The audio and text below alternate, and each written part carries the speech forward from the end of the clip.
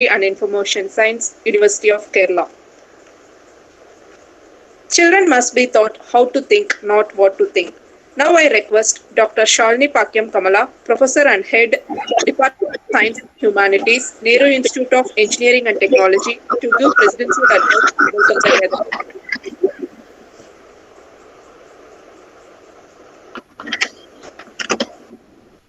A very pleasant good afternoon to you all, participants, dignitaries, and participants. About 1.5 years, we all are locked ourselves inside doors due to the pandemic. The world is entirely upside down. Many people lost their valuable lives, and many lost their financial condition. Many lost their mental peace. This is one part. Other side, when we see many children, they lost both their parents, and inside home, domestic violence become very prominent. Having seen all the aspects, many of us are worrying about it. Obviously, we are given some time to sit with our family members, and we used to watch all the happenings around us.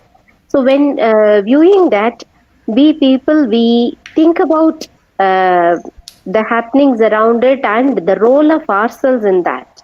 Especially when we heard that thousands of children last, why are you involving in these activities like that? We people, we have the mindset to ask. Obviously, the government and the society has the concern, same concern, humanitarian concern concepts, but with little comedy sense, sir used to write. But in everything, the other side, if we look into it, we can feel the pain. So, out of his concern, sir has expressed his activity for all of us, make us to involve in the same social idea. He has organized a webinar, national webinar on constitutional and legal provisions for protecting children against abuse. It is organized jointly by National Digital Library of India and PK Das Knowledge Part as a part of Readers Club activity. So first of all, I thank, welcome and appreciate Dr. Sendil Kumar sir for your social concern and making us to involve, to know about what's happening around us. And next time, happy to welcome our management, Dr. P. Krishnadas, Management Trustee, and Dr. P. Krishna Kumar, CEO and Secretary, sir, in their absentia. And I'm also happy to welcome our Principal, Dr. P. Maniarasan, sir. In his absentia, sir has conveyed his regards to us all the participants and resource person. It gives me immense pleasure to welcome our resource person, Dr. Joseph I. Thomas, Postdoctoral Fellow, Department of Library and Information Science, University of Kerala. When we consider the topic and the profile of a chief resource person, he gave many book chapters. In everywhere he talks about the laws and legal provisions. So, sir, Dr. Sendil Kumar sir has arranged this webinar with the right resource person. Having amongst us with Dr. Joseph sir is really a blessings to all of us. Learning from the real intellectual person is really a privilege to us. Happy to welcome you, sir. And it gives me immense pleasure to welcome all the participants from different part of the country and different education sector, both students as well as faculty members. So I appreciate all the faculty members and students, all the participants who showed interest to know about the legal aspects against child abuse, and it's our responsibility to act against this. We have to make our child very safe, whoever it is, whether it's our own family or it is the person who has nobody. So having that concern, we all have entered into this webinar. I'm happy to welcome you all again. Thank you very much. Thank you, ma'am. Today's Dr. Joseph I. Thomas, Doctoral Fellow, Department of Library and Information Science, University of Kerala. He possesses BE in English Literature, MLS, people in Library and Information Science. He qualified in 2013. He covered with PhD in 2009 and now doing postdoctoral fellowship from 2000. He has 13 plus papers in both national and international conferences. He published many articles in reputed also. He published various titles. Once we welcome you, sir. Thank you. Be here. Thank you, sir. It is over to you. Okay, thank you for the warm reception. Thank you for the warm reception. I am going to the presentation right now. If at all I am not audible, please mention, because I have a problem. The problem has been there regarding the sound sound and audition.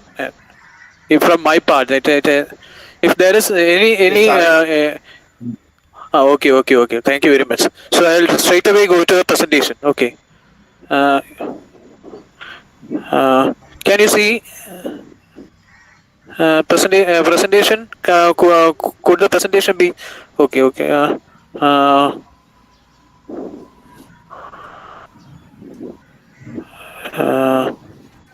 Select and screen. Select and screen.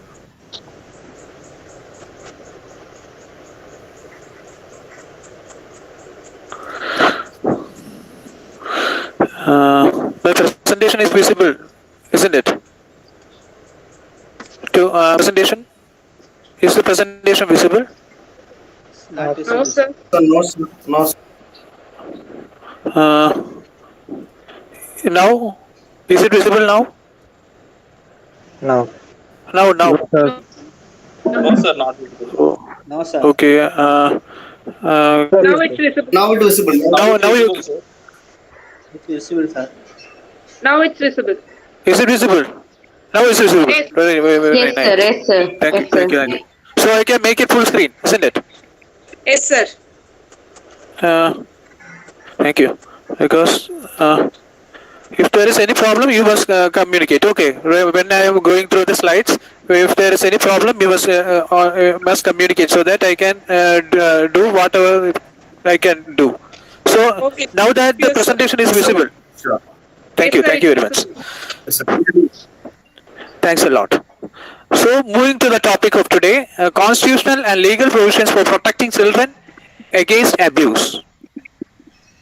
According to UNICEF, India is the only large country where more girls die than boys, with the inverse sexual ratio at birth being 900 girls born for every 1,000 boys.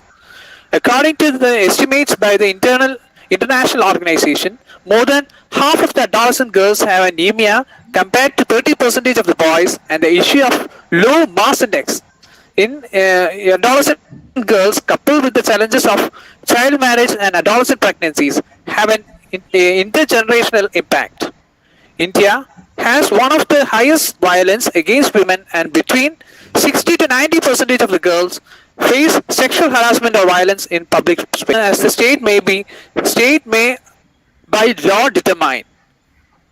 In this, this is the basis of right of the Act, Right to Education Act. This article, Article 21A, is the basis of Right to Education Act. Article 24, prohibition of employment of children in factories. According to this article, no child below the age of 14 shall be employed to work in any factory or mine or engaged in any other hazardous employment. So, this Article 24. Article 24. Based on Article 24, there are numerous acts like Factories Act, Child Labor Prohibition Act, etc. So I will go into details of all these acts. Okay, in the coming slides. Acts. Okay, in the coming slides. Article 19E. It states that the wealth and strength of workers, men and women, and the tender age of the children are not abused, and the citizens are not forced by economic necessity to enter vocations unsuited to their age or strength. According to Article 39F, right to equal opportunities and facilities is ensured in order to develop a healthy manner and conditions of freedom and dignity and guaranteed protection of childhood and youth against exploitation and against moral and material abandonment. Article 45. Article 45 has the provision for free and compulsory education for children. The state shall endeavour to provide within a period of 10 years from the commencement of this constitution for free and compulsory education for all the children until they complete the age of 14. Article 51A, subsection K, says that it shall be the duty of every citizen of India who is a parent or guardian to provide opportunities for education to his children, as the case may be, what, between the age of 6 and 14 years. Now, going to the legal provisions. If any doubts are there, please you can clarify. Okay. Now we can go to the legal laws against child labor. The following are only a handful of laws that's against child labor. The Factories Act 1948, the Plantation Labor Act 1951, the Mines Act 1952, the Merchant Shipping Act 1958, the Apprentices Act 1961, the Motor Transport Workers Act 1961, the Beedi and Cigar Workers Conditions of Employment Act 1966 are some of the acts against child labor. Provisions in Indian Penal Code. I think that everybody will be very much familiar with Indian Penal Code. There are numerous chapters in Indian Penal Code, but only those provisions related to. There are numerous chapters in Indian Penal Code. Only those provisions that is related to child labor is enunciated in this presentation. According to Section 82 of Indian Penal Code, nothing is an offence which is an offence done by a child under the age of 7 years, and Section 83 states that nothing is an offence which is done by a child above 7 years of age and under 12. Section 305 of Indian Penal Code states that if any person under the age of 18 years commits suicide and whoever abets them does such an act shall be punished under the punishments under the act.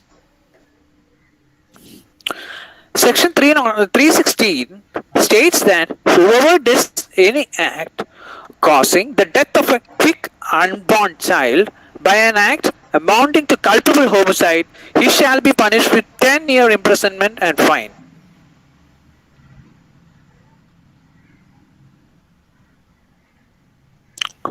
Now let's go on to Section 319 hurt. Whoever causes bodily pain, disease or infirmity to any person is said to cause hurt. So anybody who causes hurt to causes pain or disease or something can be booked under Section 319 hurt. Hurt is only bodily pain, disease, infirmity to any person by another person. So it can be of any degree. Section 321 says of voluntary causing hurt.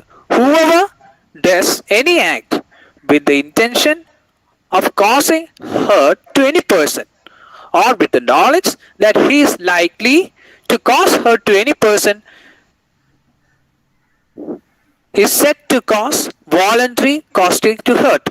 So voluntary hurting means whoever's action that is causing hurt to any person, that he is knowing that the action will be resulting to hurt anybody, he has done the act of voluntary causing hurt. Section 323 says that voluntary causing hurt shall be punished with imprisonment of either description for a term which may extend to 1 year, or with fine which may extend to 1,000 rupees, or both. So it's not only about killing a person, but hurting a person also is punishable. This is very important, and I think that many may not be knowing about it. So knowledge of these sections will be of immense use to those persons who are whose human rights are violated consistently. Okay, that's why I have included hurt and voluntary hurt. Section 326A. Whoever causes permanent or partial damage or deformity, or burns or maims or disfigures any part or parts of the body of a person, or causing grievous hurt by throwing acid, shall be punished with imprisonment up to 10 years, which may extend to imprisonment for life and fine. So we have been hearing about acid attacks. So in the case of acid attacks, he may be punished under section 326A, which says that partial, permanent damage, deformity, burns, etc. is punishable. Is punishable with imprisonment up to 10 years, and which may lead to life imprisonment, also with fine. The fine will be taken for providing medical expenses for the treatment of the victim, and all the fine that's imposed will be paid to the victim. So this must be noted, because in many other cases the fine will be going to the government actually, not to the victim. So that's this is the difference. Please note about it, because these things are not much discussed, or I think that the awareness regarding these things are low among common people. Section 326B. Whoever throws or attempts to throw acid on any person shall be punished with imprisonment for description for the term which shall not be less than 5 years, or which could be up to 7 years, and shall be also be liable to fine. According to section 327, whoever causes hurt for the purpose of extortion, or to do anything which is illegal, or which may facilitate the commission of an offence, shall be punished with imprisonment up to 10 years, and also be liable for fine. So forcing or causing hurt for somebody, causing hurt to somebody to make him do an illegal act, making do an illegal act will be resulting in 10 years imprisonment and fine. This is a very important provision, you must know about it. Now we will go on to section 339. According to section 339 IPC, whoever voluntarily obstructs any person so as to prevent that person from proceeding in any direction in which the person has the right to proceed is said to wrongly restrain that person. Because if one person has intends to go from his house to his friend's house, and somebody says that you are not allowed to go his house. He is doing a crime under section 339. According to section 341, whoever voluntarily restrains any person shall be imprisoned with simple imprisonment for a term, which may extend to 1 month, or with fine, which may extend to rupees 500 rupees, or both. So, this is how freedom of movement, when one person is restricted from the freedom of movement, this is how things must be done. Section 339 and section 341. Section 350. Whoever intentionally uses force without that person's consent in order to commit any offense, or intending to use of such offense to cause injury, fear, annoyance, etc., is said to use criminal force to that person. Okay. So, forcing a person to do an offense is said to so forcing a person to do an offense means he is using criminal force. Whoever makes a gesture or any preparation intending or knowing it to be such a gesture or preparation will cause a person to present or apprehend that he makes a gesture for the preparation is about to use a criminal force to that person is to commit an assault. For example, A begins to unloose a muzzle in ferocious dog and intends to know that it's likely to cause hurt to Z. A has committed an assault upon Z. So, if one person is coming to a person and suddenly he let loose his dog. So, if that is happening, he has done an offense under section 351. Whoever assaults or uses criminal force to other person, otherwise on sudden provocation, shall be punished with imprisonment up to 3 months, or with fine, or with 500 rupees, or both. So, those persons who are intending to restrain a person from entering, using a dogs, etc., or must be knowing about this person, this section 351. You must not take your own decisions regarding restraining a person.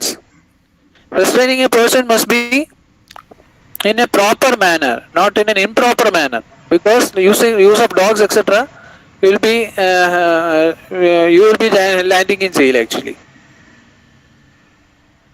If children are lied and enticed to be brought for work, you could be booked under cheating, 420, and abduction. If nowadays we have been hearing that many children are being abducted from one state to another state, and from one region to another region, for making the children do child labor.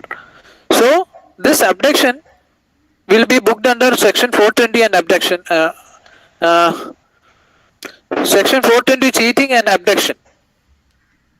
Abduction for wrongful confinement is punishable under section 369.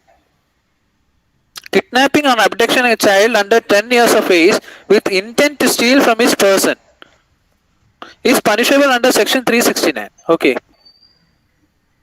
When you abduct a child and you are forced to, if a child is with his parent or with his guardian, and you kidnap that person from the child from that parent or guardian, you are doing a crime which could be booked under section 369 IPC. According to this section, whoever kidnaps or abducts any child under the age of 10 with the intention of taking dishonestly any movable property from the person of the child shall be punished with imprisonment by the description for a term which may extend to 7 years and also be liable to fine. This could be coupled with Section 367, which says that grievous hurt or slavery, unnatural lust, etc., which could result in the imprisonment of a description for a term which extend to 10 years. 10-year imprisonment and fine. Now we are going to say what is meant by child kidnapping. Section 361 IPC says that whoever takes or entices any minor under 16 years of age, if it's a male, or under 18 years of age, it's a female, any person of unsound mind or out of keeping of lawful guardian of such minor, or people of unsound mind without consent of guardian, is said to kidnap such minor or person from unlawful guardianship. So what's meant by child kidnapping? Child kidnapping means kidnapping a person, a male of 16 years age and a male under 16 years of age and female under 18 years of age from lawful guardian without consent, is said to kidnap a child. Punishment for child kidnapping: whoever kidnaps a person from India from lawful guardianship shall be punished with 7 years imprisonment and fine. According to section 294, if a person does an obscene act in public and recites or utters obscene words to annoy or torture a person in public, he is punishable under law. The offender will be booked under section 294 of IPC and would be liable for an imprisonment up to 3 years or with fine. So obscenity is punishable. Obscenity in public audience is punishable under section 294 IPC. It could land due to 3-year jail and fine. So what does section 383 and 384 says? According to section 383 and 84, whoever intentionally puts a person in fear shall be punished with imprisonment for a term to imprisonment for 3 years and fine or both. Section 354 IPC. Whoever assaults or use criminal force to any woman intending to outrage or knowing to outrage a modesty shall be punished with imprisonment for 1 year, which is extensible to 5 years and fine. According to section 354A, a man committing any of the following acts: physical contact or advancing unwelcome, explicit sexual overtures or demand or request for sexual favors, or showing pornography against the will of a woman, or making sexually colored remarks, shall be guilty of the offense of sexual harassment. So, committing any of the following acts. Any of the acts is enough for making a sexual harassment. Physical contact, explicit sexual overtures, demand or request for sexual favor, showing pornography, making sexually colored remarks, etc., shall be guilty of sexual harassment. The maximum punishment for sexual harassment is rigorous imprisonment for 3 years and or with fine or both. So, what does section 354B says? According to section 354, any man who uses criminal force to any woman for disrobing or compelling her to be naked shall be imprisoned with 3 to 7 year imprisonment and also be liable to fine. So any man who uses force, we have described about the criminal force in the earlier slides, who have used as criminal force to any woman for disrobing or compelling her to be naked. Either he can make a woman to disrobe him, or he will be making he will be compelling her to be naked. This will result in this will result in 3 to 7 year imprisonment and also be liable to fine of 354B. Here I think that everybody will be thinking of the Panchali Vastraksheva. Okay, if this is happening here at this moment of time, you will be booked under 354B. Section 373 IPC. Whoever buys, hears or otherwise obtains possession of any person under the age of 18 years with intent to be employed or used for the purpose of prostitution, or illicit intercourse with any person shall be punished with imprisonment up to 10 years and be liable to fine. So, a person under 18 years, whoever buys a person under 18 years to be employed for the purpose for prostitution or illicit intercourse shall be punished with imprisonment to 10 years and also be liable to fine. It could be this doesn't say about the gender as such. It could be either man or woman. Man to man, woman to woman, man to woman, everything will be booked under the 373. Okay. Man to man, man to woman, woman to woman, woman to child, man to child, etc. will be booked under section 373. Section 376. Whoever commits rape shall be liable for rigorous imprisonment for a term not less than 10 years, which may extend to imprisonment for life and also be liable to fine. Rape. Whoever commits rape is liable for rigorous imprisonment and rigorous imprisonment for 10 years and which could be extended up to life imprisonment. It depends upon the nature of the offense.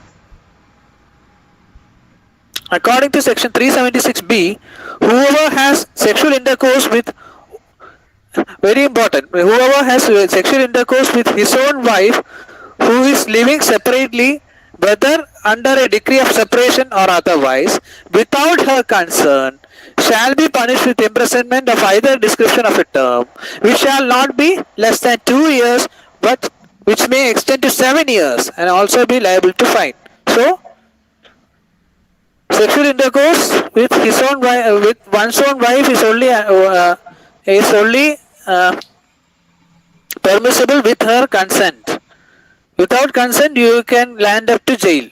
Okay, 2 year to 7 year jail term could be resulting because you have done a offense punishable under section 376B. Under section 370, the section 376C says that whoever being in a position of authority, maybe it's a police officer, a government servant of any nature, etc., or a factory supervisor, office clerk, private doctor, private engineer, etc., who has a position of authority, or a public servant, induce or seduce any woman to have a sexual intercourse, shall be punished with rigorous imprisonment for either description for a term, which shall not be less than 5 years, 5 year imprisonment. 5 year imprisonment, which may extend to 10 years and liable for fine. That is what section 376(3) says. A person in authority committing a sexual offense, 5 year imprisonment, which may extend to 5 to 10 year imprisonment and fine.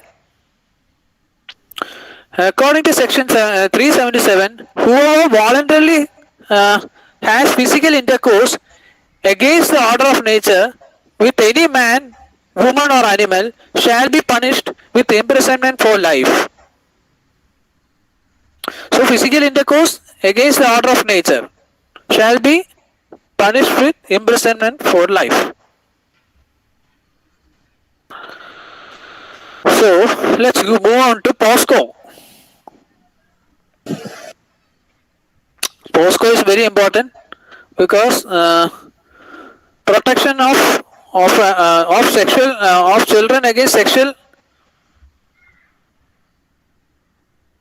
uh, uh, according to POSCO 2012, whoever commits penetrative sexual assault shall be punished with imprisonment for either discretion for a term which shall not be less than 7 years, which may extend to imprisonment for life. POSCO deals with sexual offenses against children. Okay, POSCO Act deals with sexual offenses against children, and whoever commits penetrative sexual assault shall be imprisoned for life. To Section 7 of POSCO Act, whoever with sexual intent touches the vagina, anus, breast, etc., or makes the child touch them, commits the offense of sexual assault. Very important. You must definitely all persons must look into the Section 7, and you must know which all are the problems. Not only making not only a sexual intercourse will make an offense, but sexual intent with the sexual intent for touching the private parts of a child is also a sexual assault. According to Section 8 of POSCO Act, whoever commits sexual assault can be punished with imprisonment for 3 to 5 years, and shall be liable for fine. So, you must be very careful about it.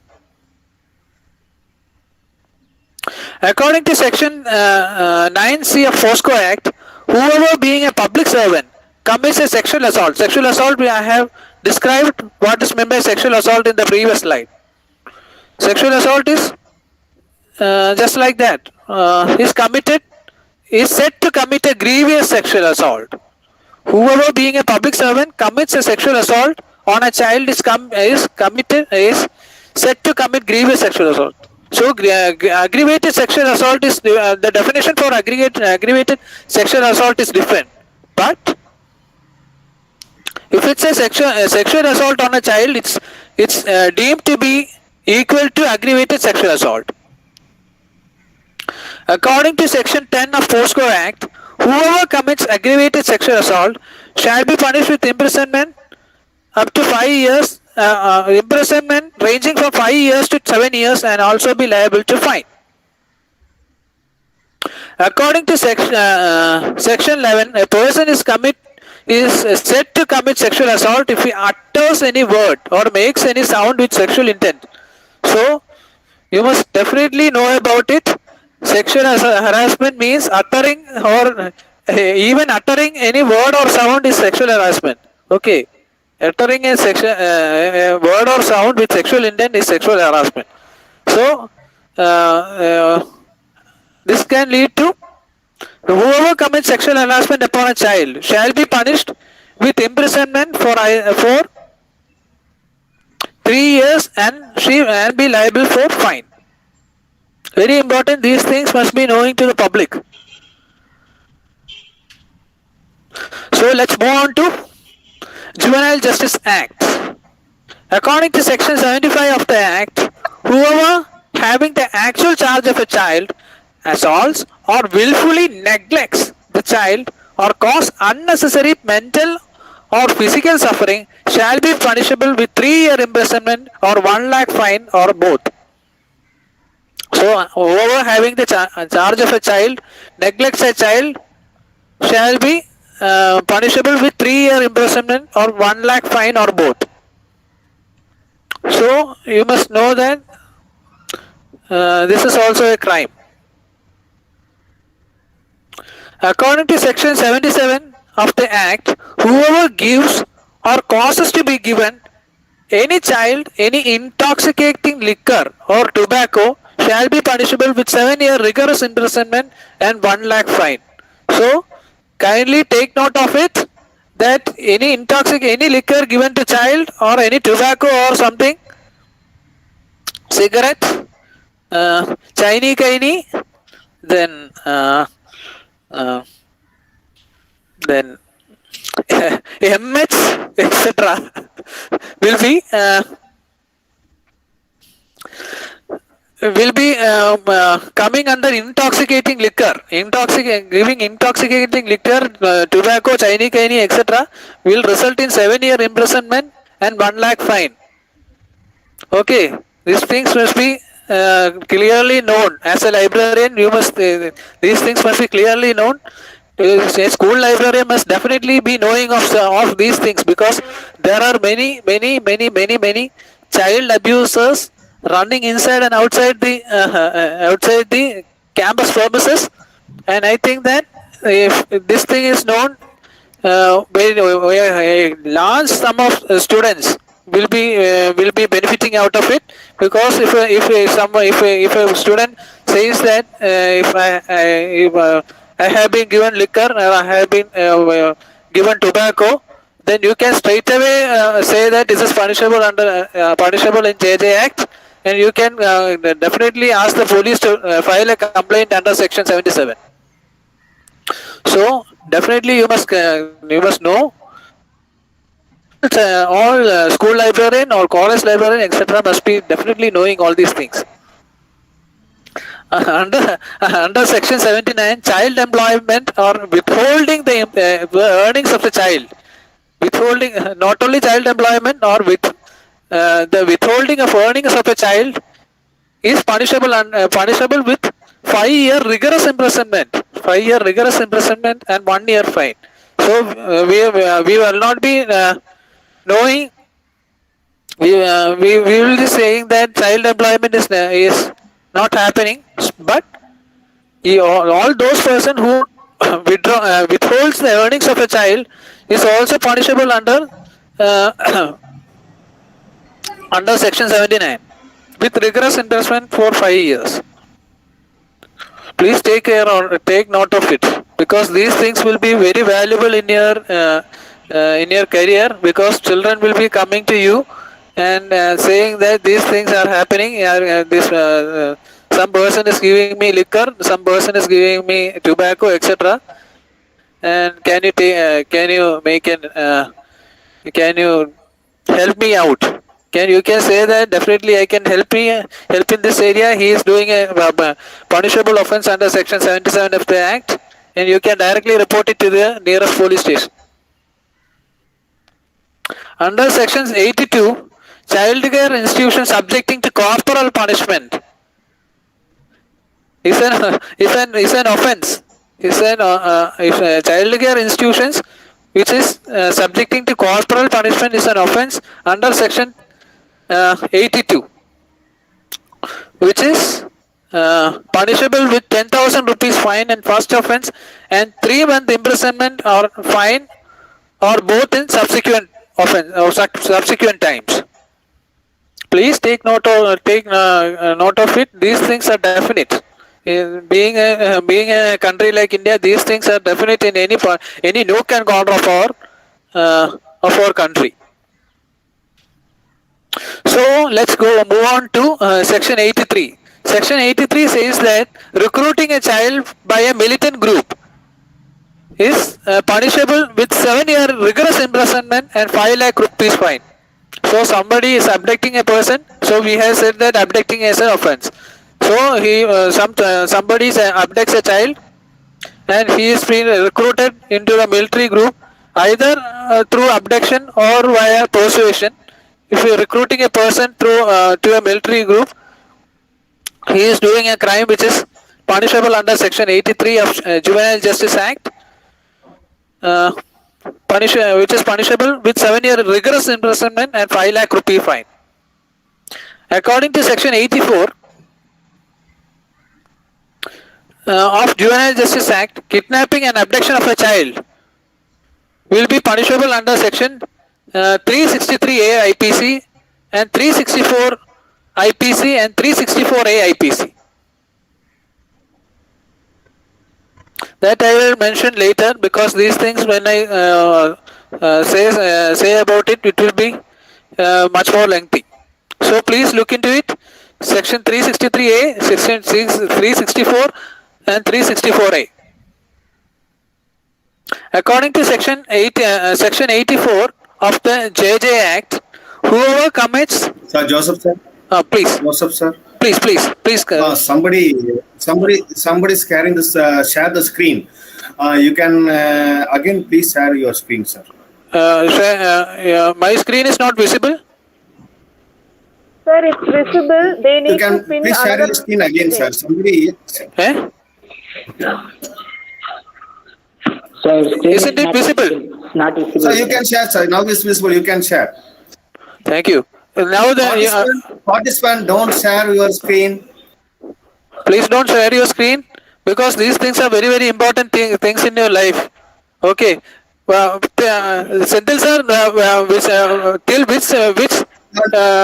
section? Now it is visible. Okay, sir. Till which section were the participants able to view? I have mentioned about Section 82 of JJ Act. Have anybody seen about it? Or Yes, sir, visible, sir. Visible. Yes, sir, it is visible. Okay. I'll must I say about it again? Must I say about it again? Sir, must I say about it again? Full screen. Okay. Full screen from the current slide, actually. Okay, must I say about it again? Intoxicating. Yes, sir. It's okay. Visible. Okay. We were saying about Section 75. Section 75, Section 77, Section 79, Section 82. I think that everybody have seen about it, or shall I explain it once more? What's the opinion about it? Must I explain it once more, or shall I? Because somebody shared the screen, shared their screen. I thought that this thing has not been seen by anybody. Must I share it once more? Hello? Before 5 minutes only, the participant we can share the screen, sir. Now, no need, sir. You can continue your session. Okay. I can continue. Okay. Thank you. So, Section 83 Juvenile Justice Act says that recruiting a child by militant group is punishable under Section under Section 83, which could result in 7-year rigorous imprisonment and 5 lakh fine. According to Section 84 of Juvenile Justice Act, kidnapping and abduction of a child is punishable under Section 363A IPC, 364 IPC and 364A IPC. According to Section 85, whoever commits the offence referred to this section, referred in this chapter on any child who is disabled, very important. Whoever commits any offence related to in this chapter on any child who is disabled is committing an offence on disabled child. Such person shall be liable to twice the penalty provided for such an offence. If abduction is done done to a disabled child, he is liable to be punished twice. Intoxicating, if any child is intoxicated, he will be punished with 7-year rigorous imprisonment and 1 lakh fine for a normal child. This is for a normal child. If it's a differently abled child, it will be twice the amount, 2 lakh fine, 14 years rigorous imprisonment. Okay, that is how the law is. So let's move on to section 365. Section 365 IPC. Section 365 IPC, kidnapping for wrongful confinement. Kidnapping for wrongful confinement will result in 7-year imprisonment and fine. According to section 366 IPC, kidnapping or inducing a woman to marry is punishable with 10-year imprisonment and fine. According to section 367 IPC, kidnapping or and subjection to grievous hurt will result in 10-year imprisonment and fine. These things are all compoundable. You must look into it. Compoundable offences. Okay. Kidnapping 370 IPC, trafficking minor will result in 10-year rigorous imprisonment or life imprisonment. 10-year rigorous imprisonment is the lowest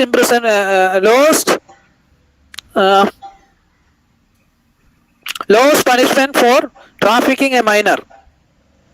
For selling a minor for prostitution, you could land 10-year imprisonment and fine. For unlawful compulsory labor, you can land in 1 year. You can spend your 1 year in jail and with fine. Then we are going to look into another act called Child and Adolescent Prohibition and Regulation Act 1896. According to section 3(1) of the act, no child shall be employed or permitted to work in any occupation of houses. Child is defined in this act. You may look into the definitions part. According to section 14(1), whoever employs any child or permits any child to work in contravention to the provisions of section 3 shall be punishable with imprisonment for a term which shall not be less than 6 months, which may extend to 2 years, and with fine, and shall not be less than 20,000 rupees, which may extend to 50,000 rupees or both. 20,000 to 50,000 rupees. That is the fine for child employment.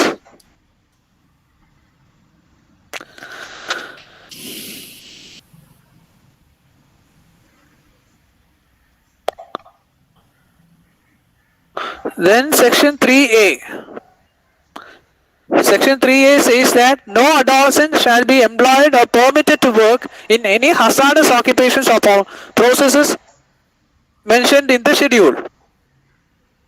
Whoever employs any adolescent or permits any adolescent to work in contravention of the provisions shall be punishable with imprisonment for a term not less than 6 months, but which may extend to 2 years or fine.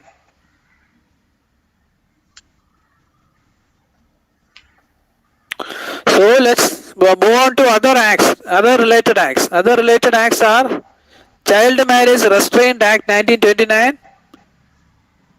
It was amended in 1979. This act restrains child marriage under the minimum age, that is 21 for male and 18 for female, and it applies to all people in all religions. So must look into it, definitely must look into it, else you will be in jail. Child Pledging of Labor Act 1933, Bonded Labor System Abolition Act 1976, Factories Act 1948, Plantation Labor Act 1951, Mines Act 1952 are some of the acts. These things are all mentioned in my book that I'll say. Thank you.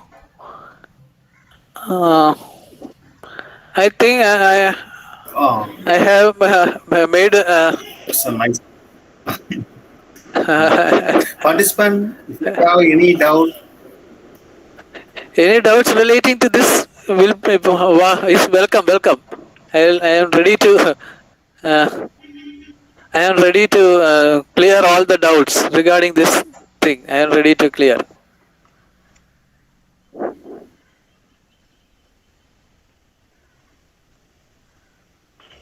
Can we go on to? Okay. Dear participants, if you're having any queries, please you can Any ask. queries you can ask. Okay. Senthil sir, if there is any messages there, please make me please alert me. Okay, so that I may Okay. clear their doubts. Okay, sir. All are you are presenting well. No, some are actually asking me to repeat some sections. Okay, please see to it. If there are anything, if anything needs any repetition, I will definitely repeat, because these things every person must be knowing. Some of the school librarians are there. If you have any doubt, please ask me or sir.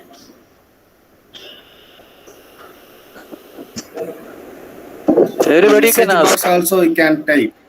Message box is there. There are certain questions, sir. There are certain questions, but please. You can share your mail ID, sir. You can share your mail ID in chat box. They will contact you. You may call me actually.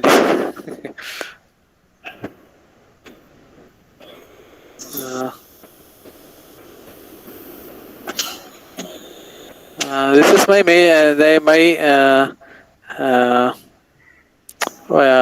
WhatsApp number. You can WhatsApp me or call me. Okay. Who looks into mail, sir? That's the problem. Mail has been rampant.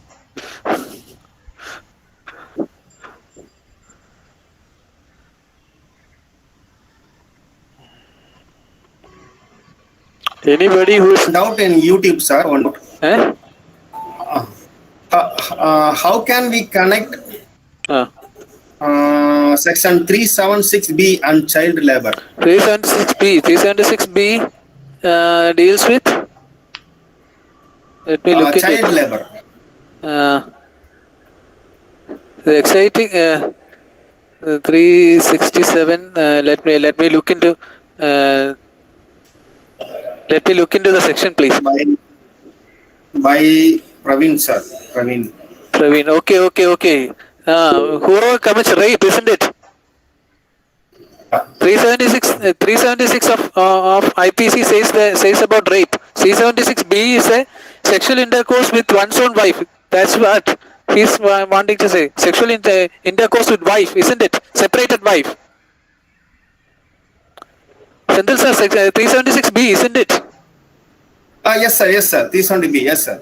376B. Whoever has sexual intercourse with his own wife who is living separately. Because consensual sex is no problem. Even in marriage also, consensual sex no problem. If it's not if there is no consensual sex, you can be said that you have raped her. It may related to child marriage, but child labor. No. Rape, marital rape. Have you heard of it? Marital rape. Okay, sir. That's what they are saying. Not a consensual. Consensual sex is important. Otherwise, you can land in jail. So some of the participants asked a PPT. PPT ka tara. PPT ka tara. You know Malayalam? Senthil sir? I know a little.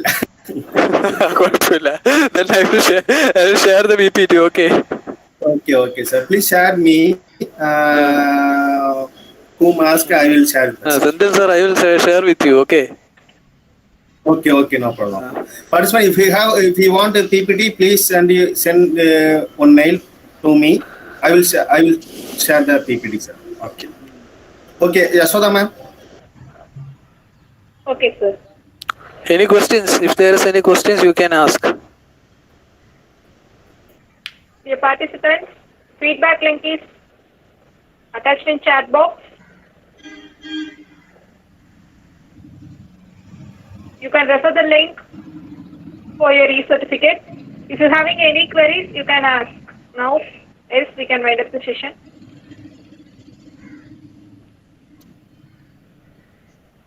Okay. Thank you, sir. Thank you for the informative session. Now I call upon Dr. K.R. Senthil Kumar, librarian, Nehru Institute of Engineering and Technology, to propose vote of thanks. Good afternoon to all. First of all, I put my gratitude to our CEO and Secretary, sir, for giving this opportunity to associate with the institution Duke and to organize the wonderful national webinar on constitutional and legal provision for protecting children against abuse. I also thank Principal of NIET, Dr. P. Maniarasan, sir, for his full support and guidance for this event. Personally, I want to thank guest Dr. Joseph I. Thomas, Postdoctoral Fellow, University Library of Kerala, Trivandrum, for accepting our invitation, and also I thank Dr. Shalini Pakyam Kamala, Head of the Department SNH, for giving welcome address, and I thank Dr. P.T. Vijay Kumar, Director NIET. I also thank Mr. Praveen and Dr. Mano Rajpal for giving technical support, all department faculty of NIET, student and my library team. I special thank to NIET MBA department, Ms. Yashoda ma'am, for overall taking MOC. Finally, I thank to all the participants for joining today international webinar. Thank you, sir. Thank you. Thank you, Joseph. Thank you, sir. Thank you very much, sir. Thank you, sir. Thank you very much for giving me an opportunity to present in this webinar. Thank you, sir. Thank you. You should come to our college as soon as for taking with live session. Okay. Definitely, sir. Definitely. Let the pandemic go. Let the pandemic go. When there is no pandemic, I'll definitely come. Okay, sir. Okay, sure. Sir. Thank you. So, sir, shall I leave? Yes, sir. You can leave, sir. Thank you. I'm waiting for another 10 minutes for feedback, sir. You can leave. Okay. Sir. Thank you very much.